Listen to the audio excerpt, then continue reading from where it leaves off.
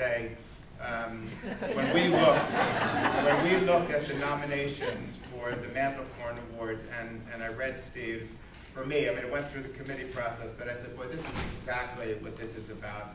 We've seen it from our young pros. It's what you get when you take enormous professional capacity and couple it with a great community led by a great executive. And this is the first time, I believe, that the Mandelkorn Award is being shared by a team, and I'm so honored and pleased to call up my friend Steve Nasker for the presentation. Thank you. Jacob, thank you very much.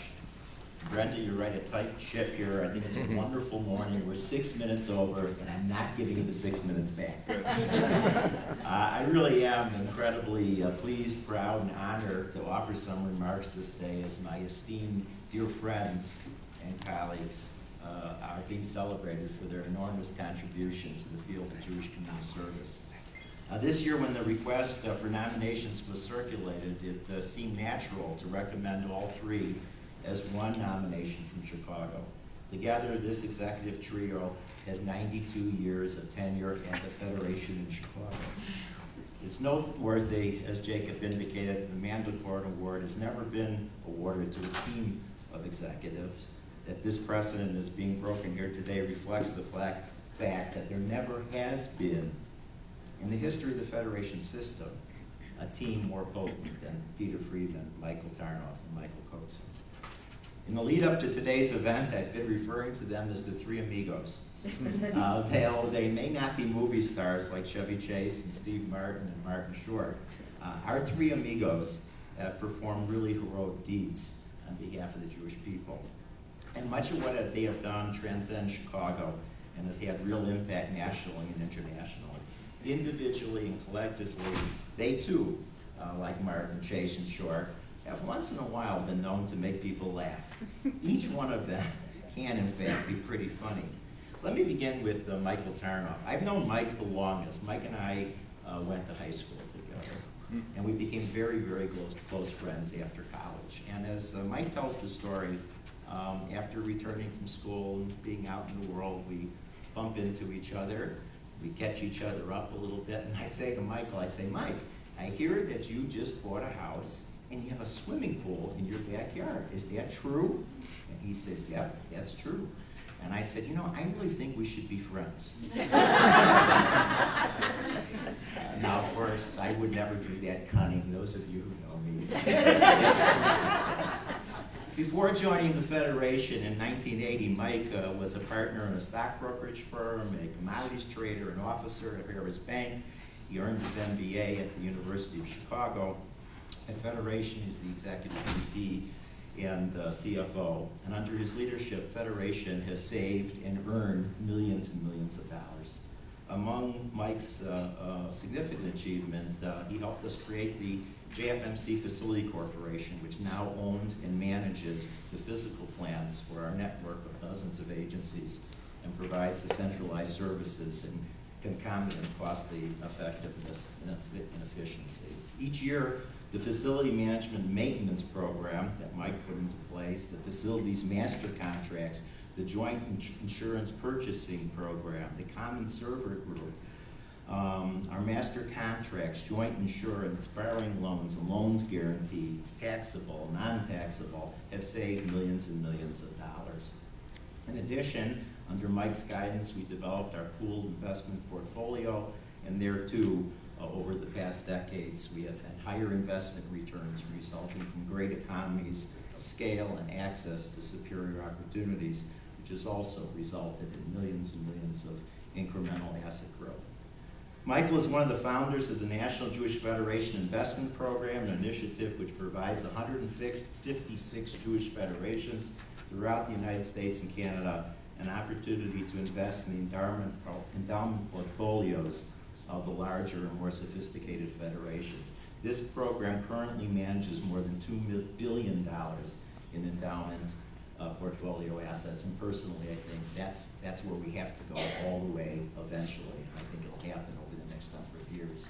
A couple of major pools of money. It's the best way to, in fact, do it. 30 years ago, Michael introduced our federation to the bond market for capital projects at nonprofit rates, and JUF is one of the few nonprofits rated by Moody's.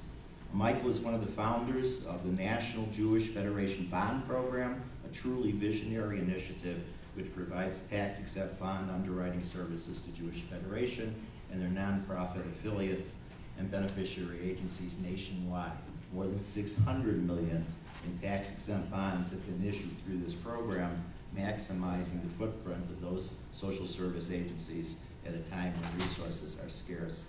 Michael is a member of the Financial Accounting Standards Board, that's FASB, for those of you who sometimes have to read an accounting or a balance sheet. He's on the advisory committee for nonprofits. And then again, those of you who once in a while encounter FASB know that they need a lot of help in that area, and Michael provides it. And while Michael is busy saving the system millions and millions of dollars, Peter Friedman is busy spending it.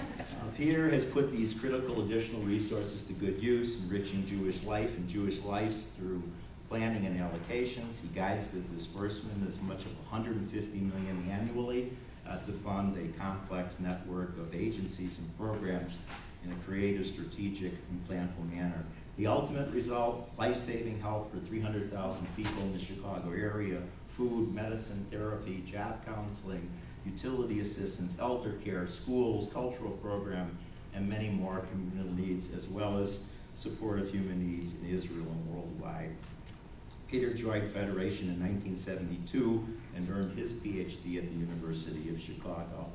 I came to Federation about 6 months before Peter, and he and I worked on a project that neither one of us will ever forget. It was a long-range strategic plan for our Federation. It was a plan with outside consultants. It was supposed to take 1 year. He began the plan. I actually, 3 years later, helped finish the plan. And the truth of the matter is, it was not a success. And we got lost. We got lost in trying to quantify exactly priorities and develop an instrument that would, in fact, I would say, resolve the tension in making good decisions in terms of how to spend money. It's been said that all politics are local. Well, all that we do in the community is in fact political, if you think about it, but political in a good way because people care about what we do. And the two of us, I think, took a lot from that. We never had another long-term strategic plan. In Chicago, we learned that incrementally you develop priorities. On the margin, you move things. And over a period of time, it'd be interesting to see how things, in fact, do change. Peter has authored and co-authored a number of articles and papers that reflect his interest in planning Jewish people connections beyond the local community and application of knowledge gained from undertaking Jewish community population studies. He has written on subjects ranging from factors influencing synagogue affiliation to building an awareness of continental Jewish community. As a member of the World Council of Jewish Communal Service, he wrote one of 2 papers that led to the broadening of its function from World Conference to World Council. Friedman has served on the International Scientific Advisory Committee for the World Jewish Population Studies and as a member of the Technical Advisory Committee for the 2000 NJPS. Additionally, he has chaired many large city planner groups and conferences over the years. As Peter's primary focus has been in both planning and allocations rather than the narrow area of budgeting, he has sought to consult and connect with other departments within Federation. As he put it, planning and allocations contribute to one of the missions of the Federation movement, but without connection to resource development or community building, there will be neither short nor long-term success. In Federation, Peter has contributed to dozens of specific programs, processes, and projects that have accompanied his local community's development over the past 4 decades. None of this, he says, could have occurred without the joint participation of colleagues. He has helped develop the predecessors of the National Agency Alliance, the Joint Budgeting Council, and National Funding Councils. He implemented one of the first Federation-connected Israel offices and facilitated the creation of community-based Birthright Israel trips. He helped establish the Synagogue Federation Commission in Chicago, and he undertook 3 local Jewish community population studies and implementation of their recommendations while developing a focus on anti-poverty programs. Most recently, Peter spearheaded the J-Help program, and under his direction, we spent an additional $12 million to really help those that were most acutely impacted by the decline in our community as a result of the economy. Meanwhile, as community human needs are met, Michael Kotzen's efforts have assured that the Jewish community's voice is heard in the media and in the halls of power on key issues such as Israel advocacy and anti-Semitism. Michael is a tireless defender of Israel and the Jewish people. Michael has a PhD from the University of Minnesota, was an academician, lived in Israel for a good number of years. And in 1988, I convinced him to come over as Midwest director of the ADL and join the Federation. I remember those discussions as we discussed back and forth what we would like to achieve. And it wasn't a slam dunk, you know, work at it. But I think the clincher, in addition to all the philosophy and the issues, was that the two of us have one thing very much in common, that in a living on the north side, in a sea of people who really don't understand things, we are White Sox fans. And that was an important bond, and over the last 25 years, we have gone to many, many White Sox games together. Among Michael's most notable outreach efforts have been his work on Chicago's Catholic community. Highlights of this work include delivering a paper at the Pontifical Gregorian University in Rome on the Catholic Jewish Scholars Dialogue in Chicago, a program which he has chaired, and escorting the late Cardinal Bernardine to Israel. Over the years, Michael has accompanied many notables to Israel, from religious leaders to political figures like our Mayor Daley and many of our governors, and now President Barack Obama, contributed immeasurably to their understanding of the Jewish state. These leaders have reached out to Michael, as well as inviting him to participate in such efforts as the Governor's Commission on Hate Crimes and Discrimination and the Chicago Council on Foreign Relations Task Force on Immigration. Michael has also received the Community Relation Award from the city's Human Relations Commission. Michael has responded eloquently to local anti-Semitic voices, such as that as Louis Farrakhan. We're very blessed in Chicago. Minister Farrakhan lives there. He has been extraordinarily active in recent years in combating the campaign to delegitimize Israel and in countering the Iranian nuclear threat. He has played a key role in framing and implementing a national strategic response, including the establishment and operations of the North American Israel Advocacy Initiative and the Israel Action Network, a continent-wide rapid response team to fight the soft terrorism of the anti-Israel boycotts, divest, and sanction movement. Michael has also been central in promoting Brand Israel, working with national experts and Israel officials to enhance Israel's image in the global arena. Michael's papers deal with these issues and more, and he has delivered them in Israel, Canada, and across the United States. He is a nationally recognized expert in the areas of Israel and the media, and has published opinion columns and articles regularly on that and other subjects of communal interest in our Chicago Sun-Times, Chicago Tribune, Jerusalem Post, Christian Century, and a number of scholarly publications. Michael was instrumental in establishing and directing the pathfinding Federation Israel Studies Project, which integrates Israel on the campuses of our 4 major universities in Illinois. He has also developed a statewide faculty advisory group, which is directly involved in combating delegitimization. While directly responsible for our Jewish Community Relations Council, Michael implemented the promotion of awareness of the growing terrorist threat, including the Chicago-based support of Hamas. The latter led to the drafting and promotion of legislation adopted in Illinois on counterterrorism. During his tenure of responsibility for the communication arena, he was instrumental in promoting the development of the use of electronic media while it was still in its very early stages, as well as serving as the executive producer of annual JRUF campaign videos, many of which have won national awards.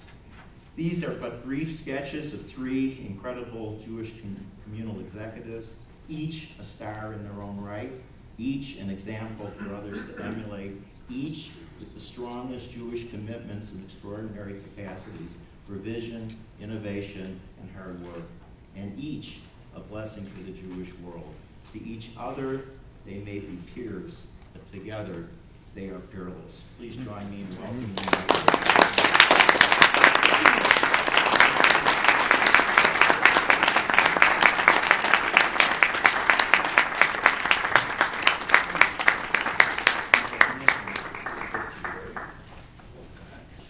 Show them what it is. This is from It's very cool, people. suitcase. Do you have a travel pack? It is.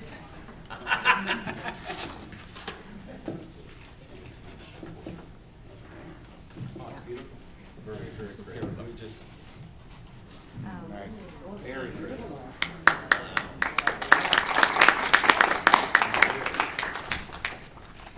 All right, at your leisure, either one of you, or not so leisure, we're getting 6 minutes over. Go. So fine, 2 minutes. You first, Peter. Okay.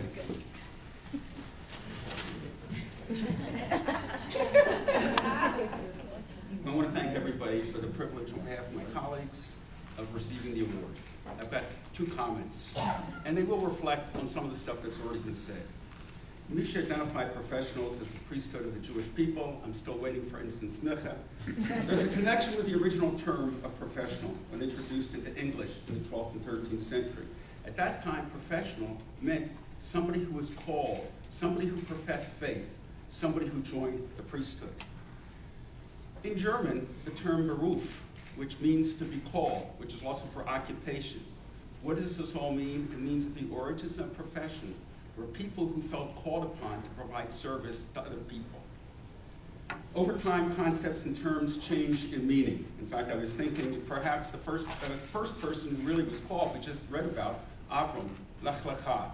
Today, at a GA, he would be called the founder of the first Jewish Family Foundation.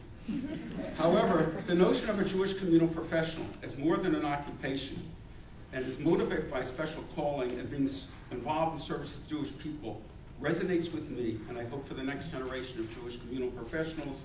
My daughter, I happen to have met my wife at Federation. My daughter says she learned about Federation in vitro. For me, this professional career continues, and I use that continue, not done, to be an exciting journey made fulfilling by the opportunity to work and be challenged by Steve, my colleagues, and lay leadership in Chicago, Israel, and elsewhere in the Jewish world. And in some sense, whether we are lay people or professionals, the notion of us being called upon to provide service includes us under the tent. I'm going to conclude, but not with Mordecai Kaplan. Winston Churchill, according to Martin Gilbert, he was a Philo-Semite. If we read his book, certainly was not a comic poet. He made a statement in 1942 after the Battle of El Alamein. That was an important battle because that prevented the Yishuv of being in danger of being overrun by the Nazis. At that time, he said, this is not the end, it is not the beginning of the end, it's the end of the beginning. And I think that's a thought that should resonate with us individually and communally as we deal with the challenges now and in the future. Thank you.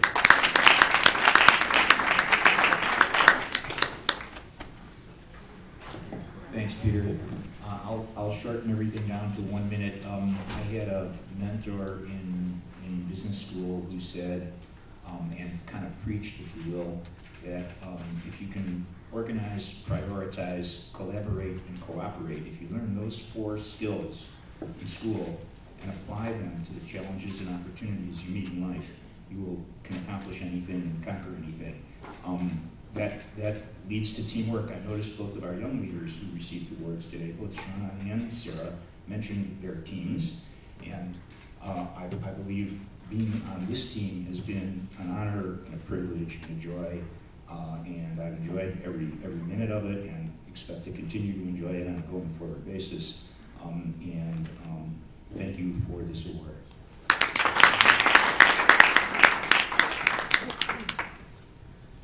Begin by thanking Steve Nassiter for referring to us as the 3 amigos instead of the 3 stooges. I wish we had more than the time, actually. I debated sitting there, chucking what I had prepared and instead trying to comment on what went on earlier today. I wish there were more time to do that, but I guess I'll go back to what I prepared. But I would say this, working together, coming to the Federation, and becoming part of this team gave me an opportunity to have what I regard as horizontal colleagues to work not just in a structure up and down, but horizontally, and really to benefit richly from that. Being in this room this morning, one has the sense, although it's not on a day-to-day basis, that there is that kind of collegiality as well. There is that opportunity to be part of a group. We've been referred to a couple times as taking it on the chin. Maybe it's a group of masochists, but at least we have one another to connect with and to benefit from. I'm grateful to Steve Nassiter for the nomination, the warm remarks, and for giving me the opportunity to be part of his team for these 23 years. And next, I want to offer a word about the personal path that led me to enter the ranks of Jewish Communal Professional Service. Nearly 50 years ago, while I was a college undergraduate, I was director of a USY group. As my graduation approached, the rabbi at the shul where I was working strongly urged me. He said, come on, let's sit down together, and he tried to get me to pursue a career in service to the Jewish community. I responded, I had absolutely no intention of doing anything of the sort. As important as Jewish communal life was in the home in which I grew up, and as central as my own Jewish identity was to me, the career path I had in mind was an academic one, and indeed 6 years of graduate school, nearly a dozen years of university teaching in Israel followed. Little did I imagine what would then happen. Besides its amusement value, I tell this story here to make 2 points. The first is that though there certainly is an academic field for developing students in the profession of Jewish Communal Service, as all 3 of us receiving this award together today illustrate, this is a career which people can also begin with various kinds of training and experience. I believe it behooves all of us to be open to that reality, to be prepared to reach out to others who, while not starting out in the field, or even anything that might seem close to it, may be suited to it all the same. The other conclusion I draw from that early experience, which is something that has become more and more meaningful to me as the years have gone by, is that it is very important for all of us to cultivate the young people who come into our professional orbits, to mentor them, and to try to inspire them to apply their talents in serving the Jewish people, and to let them know of the personal fulfillment they can find in so doing. As we heard today from the 2 previous recipients, certainly there are young people moving in that direction, and in fact maybe would have made more sense in a certain way to structure today's program to have us old-timers, let's say, precede them to symbolize the continuity that is in place. A final point before I close about Ben Mendelkorn. My first professional positions in the Jewish community, as Steve noted, were with the ADL, starting in 1979. From 1981 until 1983, I directed an ADL regional office, which was based in Columbus, Ohio, and housed in the Federation building there. Ben was then the executive director emeritus and still active. Besides his other strengths and accomplishments, his collegiality and outreach to this new, youngish then, Jewish professional who had come to that community made him a model of exactly what I have just spoken about. And so I close by expressing my appreciation to the JCSA for having selected me, along with my colleagues, to receive this recognition today. It is a wonderful honor to join them and the highly accomplished colleagues who have preceded us.